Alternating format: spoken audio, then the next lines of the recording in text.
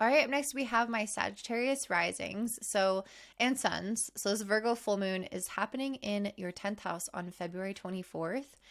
And this is obviously going to be more significant for you because it's happening in the area of career, long-term goals, objectives that you're reaching for, or even your reputation and kind of bigger life milestones. So whenever we have a full moon in this area, it can illuminate those areas, those goals, those things that you're anticipating. And Virgo is all about refinement. It's all about making things better, functioning better, more powerful. And I feel like you are trying to come into a state of greater stability, organization, knowing how to manage your time or your energy or your well-being, knowing how to manage your money in order to feel like you are moving ahead in life. And I definitely get the sense that that's what you're working on. However, I feel like there's also something coming up here because this full moon, this moon in Virgo is opposite the sun, that's full moon, in Pisces. And the ruler of the moon, Mercury, is also in Pisces next to the sun. And then we also have Saturn there next to the sun in Pisces.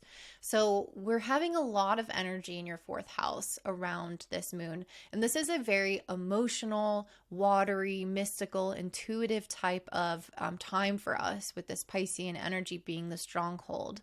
And being in your fourth house, there is a strong connection, especially with Saturn in the fourth house, to the past, to your family, to the way that you grew up, to emotional memories from long before you can probably even remember, because the fourth house tends to be rather unconscious because of the ways that we were, it was embedded in us growing up. And it's like we're not even aware of it all the time.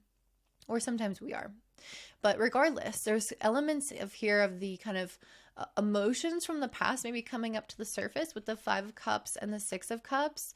I'm really getting the sense of like something maybe upsetting you at this time, or feeling a little bit more down. Maybe you need a little bit more. This could even be in the past too, but needing a little bit more time alone to process something. But the Five of Cups is like, it's this disappointing energy, and then the Six of Cups is something that triggers a memory or something from long before. And so what's interesting also is that it's an energy of growth as well, because it goes from the Five to the Six of Cups. So I feel like you guys are going to be moving through it rather quickly, but you just might be feeling like a little bit more tender around certain things in your life.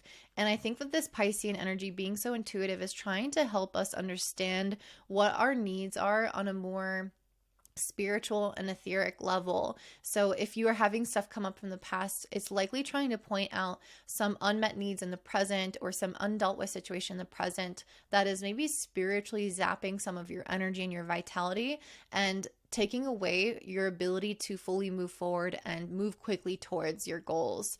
It's almost like you can go ahead and refine your life as much as you want. You can have your systems, you can have your time of going to bed, your food that you're going to eat. But if you have unresolved emotions, it's almost like that is going to sabotage your full advancement, because it's just not dealt with. And it's like it's like you're trying to deal with surface things when there's things much deeper that maybe need to be addressed. So all levels can be addressed, but I think this Piscean full moon is really trying to draw our attention to the more subtle, energetic, emotional, and even dream state that affects our progress and our way of moving forward in our physical reality.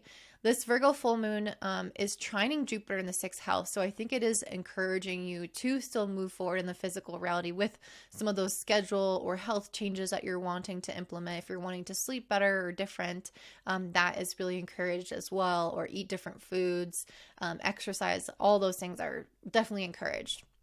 And I feel like you are definitely going to have a little bit more support, that you'll notice that with this Jupiter energy that you're actually able to progress a little bit, or I just feel like once you kind of wrap up some of those emotional ties to something in the past, or something that hasn't been processed that could get brought back up at this full moon, I really feel like I see you moving quite quickly with the Knight of Swords moving to the Nine of Pentacles. It's almost like you're moving quickly towards financial abundance and stability, and this sense of independence of being like, I can handle this on my own. So I'm really seeing it's like kind of ambitious, action oriented, financially focused and stable energy. But you have to first, these cards came out first, you have to first deal with the disappointment or the memories or the things that could come up that might be distracting you or taking energy away from this ultimate success for you.